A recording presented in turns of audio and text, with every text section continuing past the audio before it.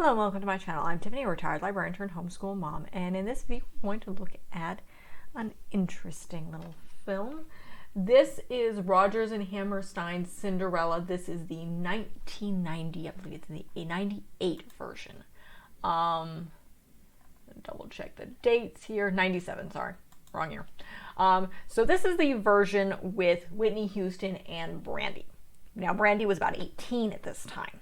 So I very much remember this version as well as the I think the 60s version. I reviewed that already. This is actually the third rendition of this. The first one I'd never heard of, and which is shocking considering it contains Julie Andrews. I made her try to find that one.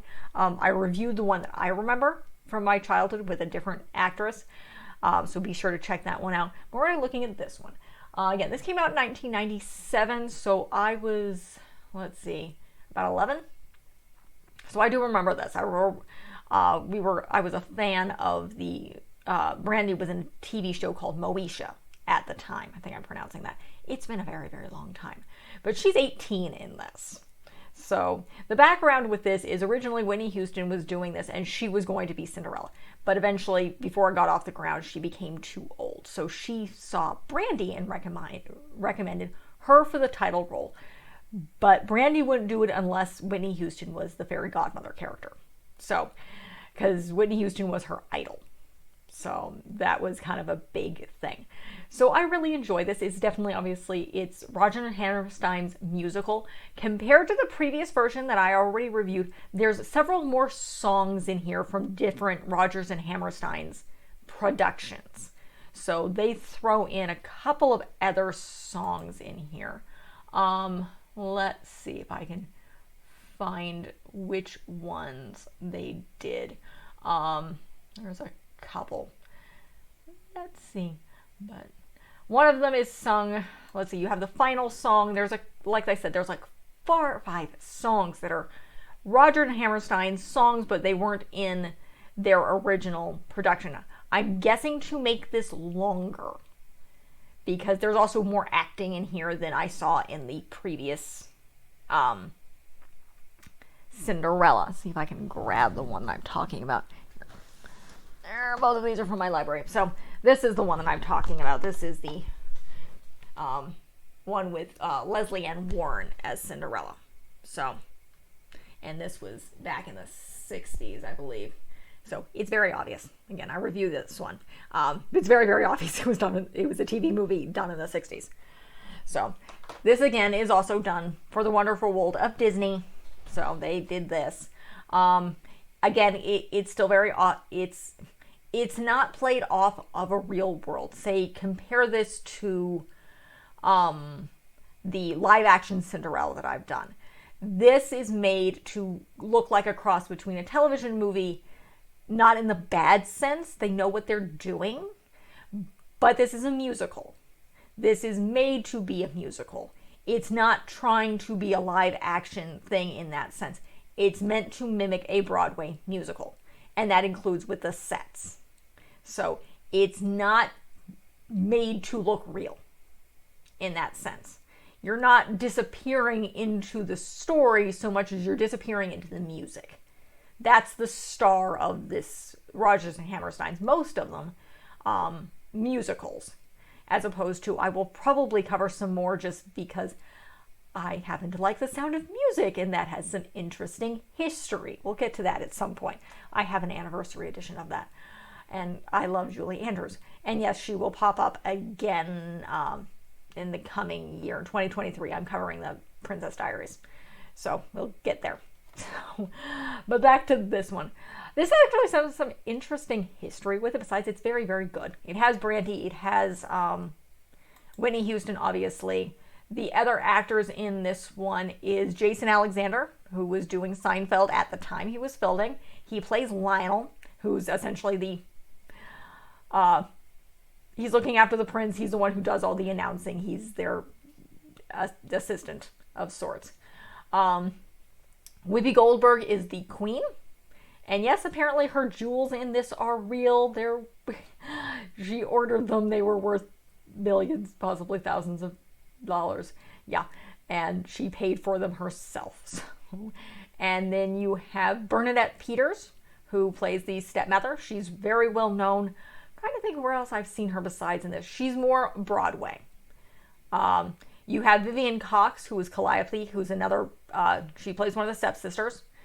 Again, she's more known for being on the Broadway stage. You have Natalie Desselle, who is Minerva, one of the other stepsisters. She's more of a comedian. She actually, when I looked her up, she passed of colon cancer in her 50s, so some time ago. Victor Garber, who plays King Maximilian. He's very interesting. He's also known for Broadway. The other place I've seen him is in the First Wives Club. It's probably not something I'm going to cover on this channel just because that's very, very adult. Maybe one of these days, but not lightly. And then I'm going to mispronounce this guy's name. This is the prince. Prince Christopher, they give him a name here, is Paolo Montalban. He's Portuguese. Yeah, I believe he's Portuguese. So it's that's the other thing that's make this very, very different. This one is oh so white, obviously, 60s. This is a massive multicultural cast. Because Brandy is obviously an African American. Bernadette Peters is very white, as is Vivian Cox. Natalie Desselle is African American. Obviously, so is Whoopi Goldberg. Jason Alexander and Victor Garber are white. And then, of course, you have the prince, whose name I'm not going to butcher again, is Filipino. So, and that's not obviously brought up. So it's a big multicultural cast. That was the point.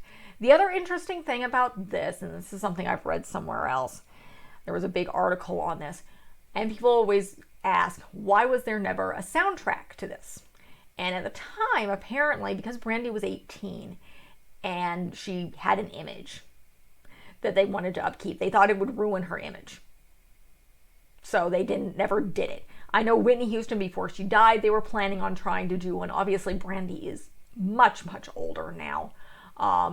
And you may get some sort of soundtrack. When I looked this up more recently, it's on Disney Plus now.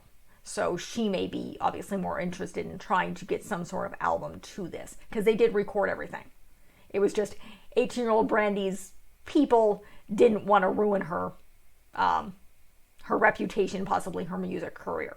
And then, of course, she goes on to do a TV show, and she's married, and God, she's like in her 40s. Gotta be now. So obviously that doesn't qualify. I still love this. It's very, very well done. It's very funny. Jason Alexander is hilarious in this. So is Whoopi Goldberg. So Brandy sings. Obviously you have Whitney Houston and Brandy, who are phenomenal singers. I mean, I grew up with Whitney Houston. Two of the main films that I saw her in are The Preacher's Wife, which I will not cover here because I'm not doing religious stuff, and The Bodyguard, which I'm not doing here because that's an adult film with all the guns and the shooting and all sorts of things. So, but those are nostalgic films for me, and I listen to her music quite a bit because I was born mid-80s.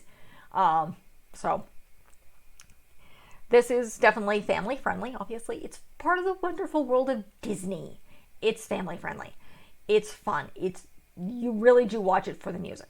And the music is absolutely fantastic. You're not surprised. Bernadette Peters does a very good job. But again, she's known for Broadway. They did, besides adding the songs, they did some, when I read it, they did some word alternations for some of the lyrics to make it fit Brandy. They cut, I think, different princesses in her, particularly in the song for... The two songs that was mentioned is the song where Brandy is singing for Cinderella about her imagination sitting in her little chair. The other one is the song the stepsisters sing at the ball when they're describing Cinderella. So they move some of the lyrics around so it fits a little bit better. So those are the only real alterations they do. They do a couple of, I think, 2 lines per song to fit things a little bit better. I think in this in the Brandy song, when she does that solo, one of the lines had to do with being a slave someplace, and they switch it to being a thief to make it more appropriate. And then the they changed it to her being an Egyptian princess. And then there was a couple other lines in the other song.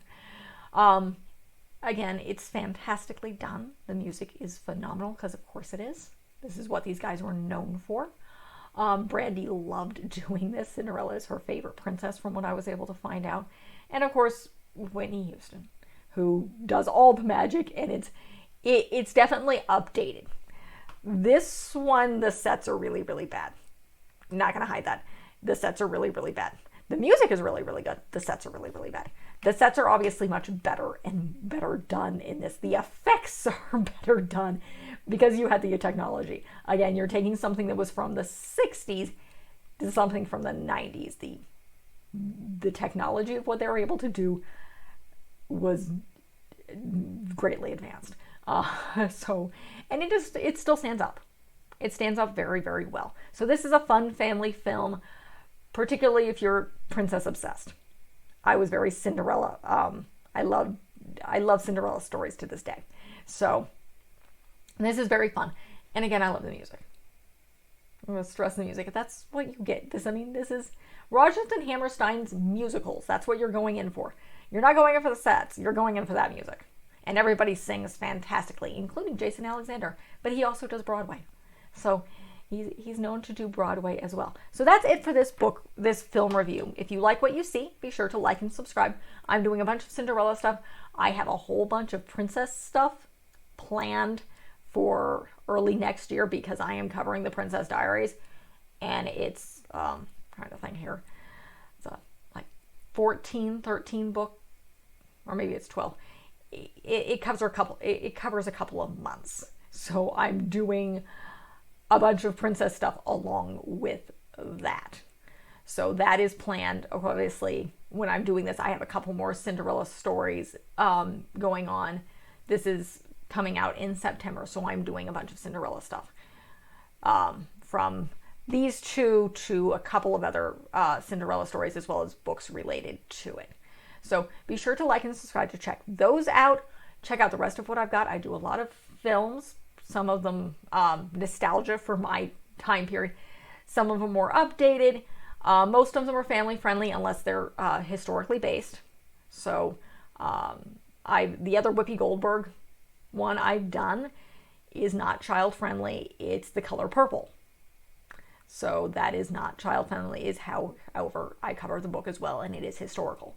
So I have some of those sprinkled in here, as well as some homeschooling stuff. We are a secular homeschooling family, so we have homeschooling stuff that's coming more as my daughter gets older, and I'm able to review more stuff, along with kids travel stuff. Again, as we're able to travel, I will add those things, and a whole bunch more education-wise, as well as, of course, the book and film reviews, and a few other things. So be sure to check out what I've got, and look for more. Thank you.